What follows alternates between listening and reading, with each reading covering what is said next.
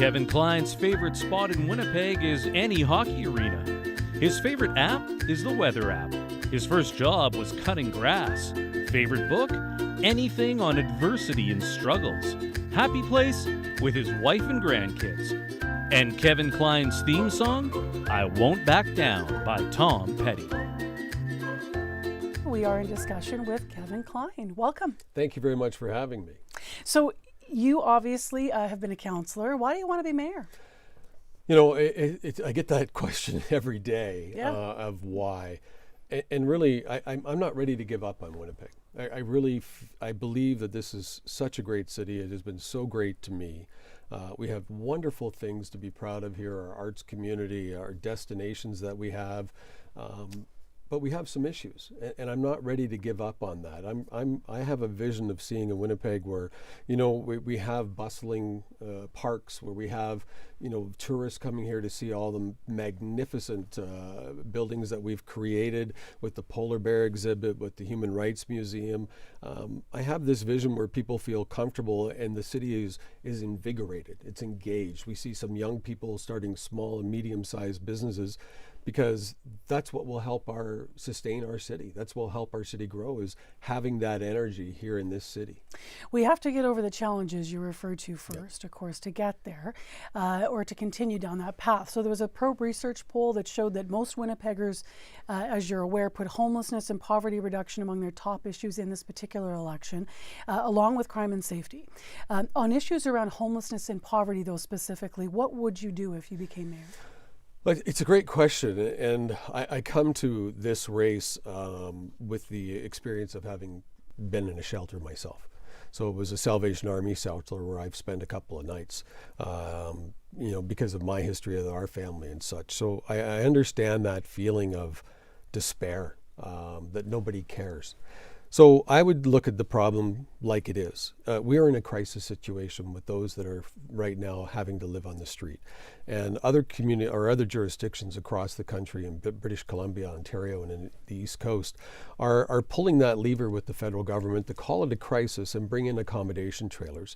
And the accommodation trailers come along with funding, which allows social services to be on site where these accommodation trailers are.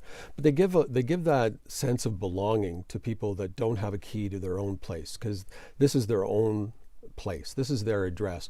Because unfortunately the system is broken, where that if we want to get funding to somebody who finds themselves at the worst possible moment of their life, which I've experienced, I get it, they can't get connected to funding or to government support unless they have an address.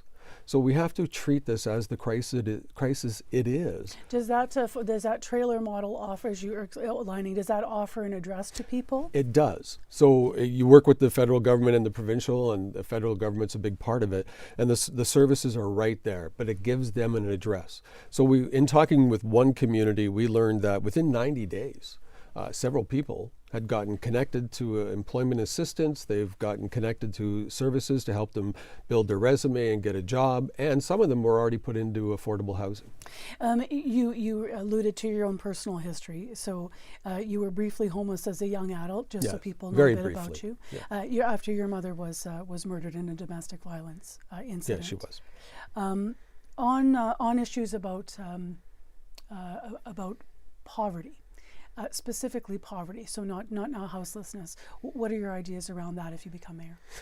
Well, you know, it's difficult because the poverty level has a lot to do with income and taxes, and I think the very first thing I would do is I had a conversation a long time ago with a professor from the U of W, Gino D'Stasio, wonderful human being, and he talked about the parallel from seeing community services drop for those that live in neighborhoods that are under the poverty line, and the rise in crime. So I would like to see us take some of our budget and focus on programs for youth in our community center. So when school was done, they had somewhere safe to go until their mother or father got home, that we're giving them an outlet. We're showing them that people care, that we're involving them in the community.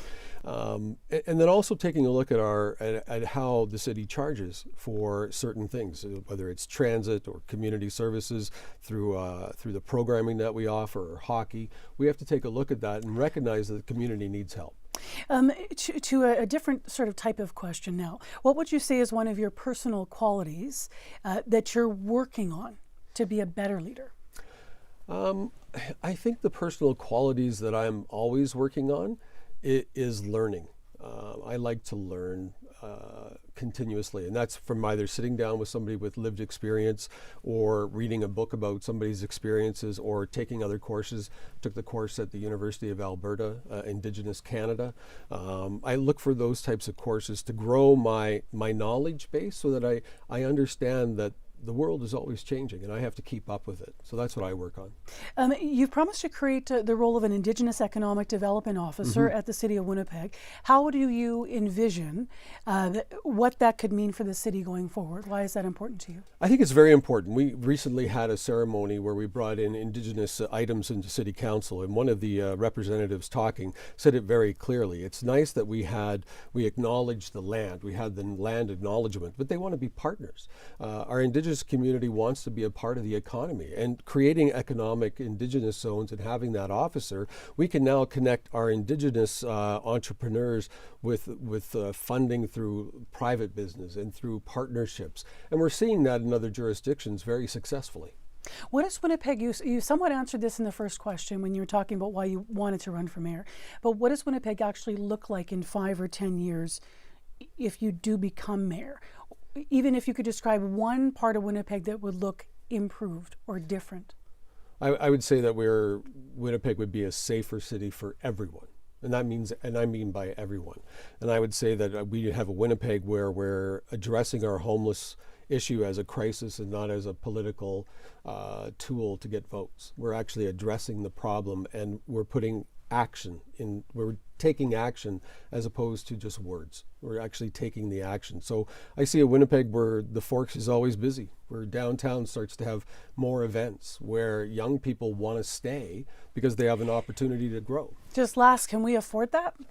Because all of those visionary questions, of course, come with a price tag. So some of them come with a price tag, but the question that I always ask is, if you don't invest in that now, what will Winnipeg be in 5 years? If we don't take the steps today, what will our city look like in 5 or 10 years? We know young people are leaving.